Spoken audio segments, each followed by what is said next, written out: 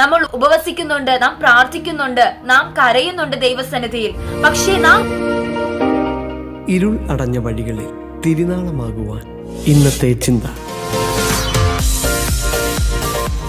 നഷ്ടപ്പെട്ടു പോയ ഒരു തലമുറയെ മടങ്ങി വരേണ്ടതിന് ഉദ്ബോധിപ്പിക്കുന്ന ഒരു പ്രവചന പുസ്തകമാണ് സെക്കരിയ പ്രവാചകന്റെ പുസ്തകം എന്ന് പറയുന്നത്. യെരുശലേമിന്റെ പുനഃസ്ഥാപനമാണ് ഇതിന്റെ പ്രധാന ഉള്ളടക്കം. സെക്കരിയാവ് എന്ന വാക്കിന് അർത്ഥം തന്നെ യഹോവ ഓർക്കുന്നു എന്നതാണ്. ദൈവം തന്റെ ജനത്തിന്റെ പാപങ്ങളുടെ നടുവിൽ അവരെ ഓർക്കുന്നു എന്നതാണ് ഈ വാക്കുകൊണ്ട് നമുക്ക് മനസ്സിലാക്കുവാനായി സാധിക്കുന്നത്. ഈ ഒരു പ്രവചന പുസ്തകത്തിന്റെ 7-ാം അധ്യായത്തിലേക്ക് നാം കടന്നു വരുമ്പോൾ ഒരു ആത്മീകന്റെ ദൈവവുമായിട്ടുള്ള ആത്മീക ബന്ധം എപ്രകാരമായിരിക്കണം, ദൈവം പ്രവാചകന്മാരിലൂടെ നൽകുന്ന മുന്നറിയിപ്പുകൾ അംഗീകരിക്കാതിരുന്നാൽ ആ വ്യക്തിക്ക് എന്തൊക്കെ ഭവിക്കും എന്നൊക്കെ രേഖപ്പെടുത്തിയിരിക്കുകയാണ്. അവിടെ ഇപ്രകാരം നാം വായിക്കുമ്പോൾ അതിന്റെ 1 മുതൽ 7 വരെയുള്ള വചനങ്ങളിൽ ദൈവസന്നിധിയിൽ നമ്മുടെ ഉപവാസം എപ്രകാരമായിരിക്കണം, ദൈവത്തിന് പ്രസാദകരമായിട്ടാണോ നാം ഉപവസിക്കുകയും പ്രാർത്ഥിക്കുകയും ചെയ്യുന്നത് എന്ന് നാം പരിശോധിക്കേണ്ട ആവശ്യകതയെക്കുറിച്ച് പറഞ്ഞിരിക്കുകയാണ്.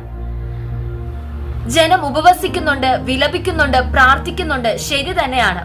പക്ഷേ അവർ 70 സംവത്സരമായി ദൈവസന്നിധിയിൽ 5-ാം മാസവും 7-ാം മാസവും കൃത്യമായി മുടങ്ങാതെ ഉപവസിക്കുന്നതായിട്ടാണ് ആ ഭാഗങ്ങൾ നാം വായിക്കുമ്പോൾ മനസ്സിലാക്കാൻ സാധിക്കുന്നത്. പക്ഷെ ദൈവം അവരോട് ചോദിക്കുന്ന ഒരു ചോദ്യമുണ്ട്. നിങ്ങൾ 70 സംവത്സരമായി 5-ാം മാസത്തിലും 7-ാം മാസത്തിലും ഉപവസിക്കുന്നുണ്ട്. പക്ഷേ ഈ ഉപവസിക്കുന്നത് എനിക്ക് വേണ്ടിയാണോ?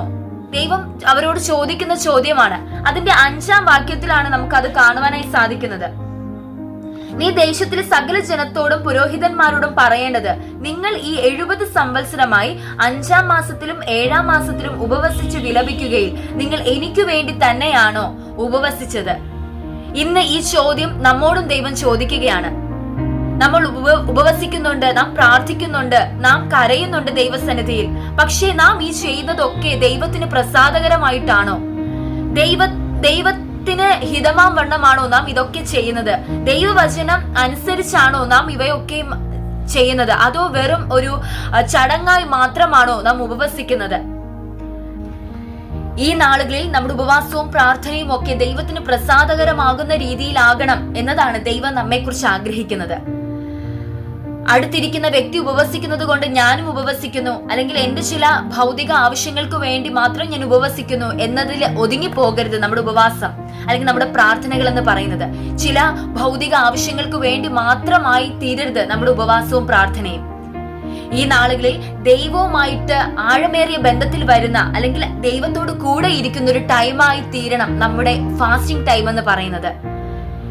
ഈ ഒരു അധ്യായം 8 മുതലുള്ള വചനങ്ങൾ നാം താഴേക്ക് വായിക്കുമ്പോൾ ദൈവവചനം അനുസരിക്കുന്നതിന്റെ പ്രാധാന്യത്തെക്കുറിച്ച്, അല്ലെങ്കിൽ നാം മറ്റു വ്യക്തികളോട് എപ്രകാരമായിരിക്കണം, ദൈവവചനം അനുസരിക്കുന്നതിൽ അതിൽ എത്രത്തോളം നാം ശ്രദ്ധ ചെലുത്തണം, ദൈവം നൽകുന്ന മുന്നറിയിപ്പുകൾ ശ്രദ്ധിക്കാതിരുന്നാൽ, അത് നാം അംഗീകരിക്കാതിരുന്നാൽ എന്ത് ഭവിക്കും എന്നതാണ് ആ ഭാഗങ്ങളിൽ രേഖപ്പെടുത്തിയിരിക്കുന്നത്.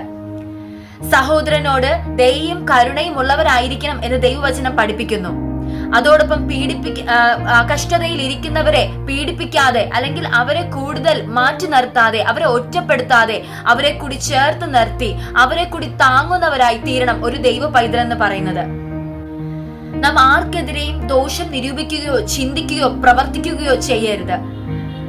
ദൈവം ഈ മുന്നറിയിപ്പുകളൊക്കെയും അല്ലെങ്കിൽ കൽപ്പനകളൊക്കെ ആ ജനത്തിന് പ്രവാചകന്മാരിലൂടെ കൈമാറുമ്പോൾ ജനം അത് ശ്രദ്ധിക്കാതെ അവിടെ ഹൃദയം വജ്രം പോലെ കഠിനമാക്കി കളഞ്ഞു. പ്രിയപ്പെട്ടവരെ, ഈ നാളുകളിൽ നമ്മുടെ ആത്മീക ജീവിതം ഈ ഒരു അനുഭവത്തിലല്ല. ദൈവം നമുക്ക് നൽകുന്ന മുന്നറിയിപ്പുകളും കൽപ്പനകളും നാം ശ്രദ്ധിച്ച് വളരെ ശ്രദ്ധയോടുകൂടെ നമ്മുടെ ആത്മീക ജീവിതം ക്രമീകരിക്കപ്പെടണം. ഈ നാളുകളിൽ നമ്മുടെ ഉപവാസവും പ്രാർത്ഥനയും ഒക്കെ ദൈവത്തിന് പ്രസാദകരമാകുന്ന രീതിയിലായി മാറണം.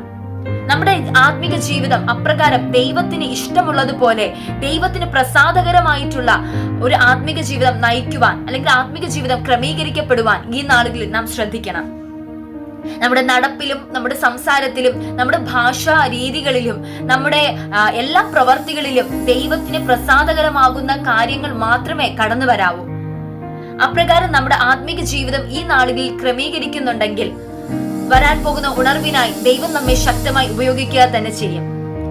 ദൈവം നൽകുന്ന മുന്നറിയിപ്പുകളും കൽപ്പനകളും നാം ശ്രദ്ധിക്കാതെ ഇരിക്കുന്നവരായി തീരരുത്. ദൈവം എന്ത് പറയുന്നോ, ദൈവത്തിന്റെ വചനം നമ്മിലൂടെ എന്ത് കൈമാറുന്നോ അത് നാം അതേപോലെ അനുസരിക്കുന്നവരാകണം. നമ്മുടെ ആത്മിക ജീവിതം, നമ്മുടെ പ്രാർത്ഥനകൾ, നമ്മുടെ ഉപവാസങ്ങൾ, നമ്മുടെ മറ്റ് എല്ലാ കാര്യാദികളും ഈ നാളുകളിൽ ദൈവസന്നിധിയിൽ ദൈവത്തിന് പ്രസാദകരമാകുന്ന രീതിയിൽ ക്രമീകരിക്കപ്പെടട്ടെ. അതിനായി ദൈവം നമ്മെ സഹായിക്കട്ടെ. God bless you all. Amen.